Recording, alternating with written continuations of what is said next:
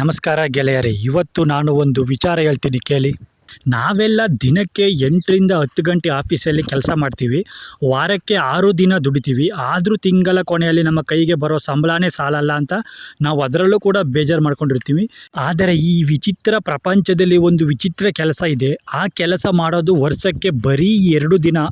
ಆದರೆ ಅದಕ್ಕೆ ಸಿಗೋ ಸಂಬಳ ಕೇಳಿದರೆ ನೀವು ನಿಜವಾಗ್ಲೂ ಕೂಡ ಶಾಕ್ ಆಗ್ತೀರಾ. ಯಾಕಂದರೆ ಇದು ಅಕ್ಷರಶಃವಾಗಿ ಸತ್ಯವಾದಂಥ ಒಂದು ವಿಚಾರವಾಗಿದೆ. ಇದು ವರ್ಷಕ್ಕೆ 2 ದಿನದ ಕೆಲಸ.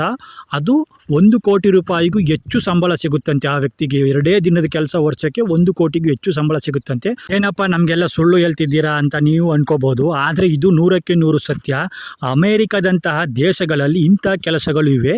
ಈ ಕೆಲಸಕ್ಕೆ ಯಾಕೆ ಇಷ್ಟು ಡಿಮ್ಯಾಂಡ್ ಅಂದರೆ, ಇದು ವರ್ಷಕ್ಕೆ 2 ದಿನ ಮಾಡುವಂಥ ಕೆಲಸವಾಗಿರೋದ್ರಿಂದ ಅಮೇರಿಕಾದಲ್ಲಿ ಈ ಕೆಲಸಕ್ಕೆ ಭಾರಿ ಡಿಮ್ಯಾಂಡ್ ಇದೆ.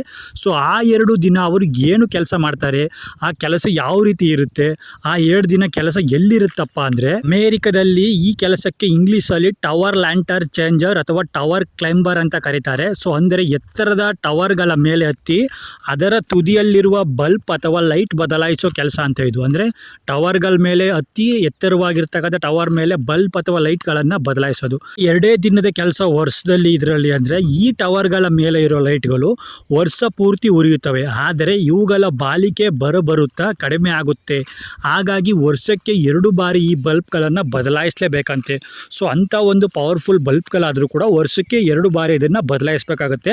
ಬರ್ತಾ ಇದರ ಪವರ್ ಕಡಿಮೆ ಆಗುತ್ತೆ. ಆದ್ದರಿಂದಾಗಿ ಈ ಒಂದು 2000 ಅಡಿಗಳಿಗೂ ಎತ್ತರವಾಗಿರ್ತಕ್ಕಂಥ ಟವರ್ ಮೇಲೆ ವರ್ಷಕ್ಕೆ 2 ಬಾರಿ ಹತ್ತಿ ಬದಲಾಯಿಸಬೇಕಾಗುತ್ತೆ. ಸೊ ಇದರಿಂದಾಗಿ ಇವರಿಗೆ 1 ದಿನ ಕೆಲಸ ಮಾಡಿದರೆ ಅವರಿಗೆ ಸುಮಾರು 20ರಿಂದ 30 ಲಕ್ಷ ರೂಪಾಯಿ ಸಿಗುತ್ತಂತೆ. ಅಂದರೆ ಒಂದು ದಿನಕ್ಕೆ ಇವರು 20ರಿಂದ 30 ಲಕ್ಷ ತೆಗಿತಾರಂತೆ. ಅಂದರೆ ಆ ಟವರ್ ಮೇಲೆ ಹತ್ತಿ ಇವರು ಜೀವದಾಂಗು ಬಿಟ್ಟು ಕೆಲಸ ಮಾಡೋದಕ್ಕೆ ಅಮೇರಿಕಾದಲ್ಲಿ ಕೊಡ್ತಕ್ಕಂಥದ್ದು 20ರಿಂದ 30 ಲಕ್ಷ ಒಂದು ದಿನಕ್ಕೆ. ಅಂದರೆ ಇವರು ವರ್ಷಕ್ಕೆ 2 ಬಾರಿ ಲೈಟ್ ಚೇಂಜ್ ಮಾಡಿದ್ರೆ ಅವರ ಅಕೌಂಟ್ಗೆ ಕೋಟಿಗಟ್ಟಲೆ ಹಣ ಬಂದು ಬೀಳುತ್ತೆ.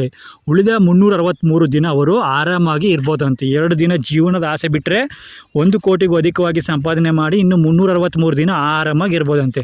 ಈ ರೀತಿ ಏನಾದರೂ ನಮ್ಮ ಇಂಡಿಯಾದಲ್ಲಿ ಬಂದಿದ್ದೇ ಆದಲ್ಲಿ ಎಷ್ಟೋ ನಿರುದ್ಯೋಗಿಗಳು ಖಂಡಿತವಾಗ್ಲೂ ಈ ಕೆಲಸ ಮಾಡೋದಕ್ಕೆ ಒಪ್ಕೋತಾರೆ. ಯಾಕಂದರೆ ಕರ್ನಾಟಕದಲ್ಲಿ ಇರ್ತಕ್ಕಂಥ ನಿರುದ್ಯೋಗ ಬೇರೆ ಯಾವುದೇ ಸ್ಟೇಟಲ್ಲೂ ಈಗ ಪರಿಸ್ಥಿತಿಯಲ್ಲಿ ಇಲ್ಲ.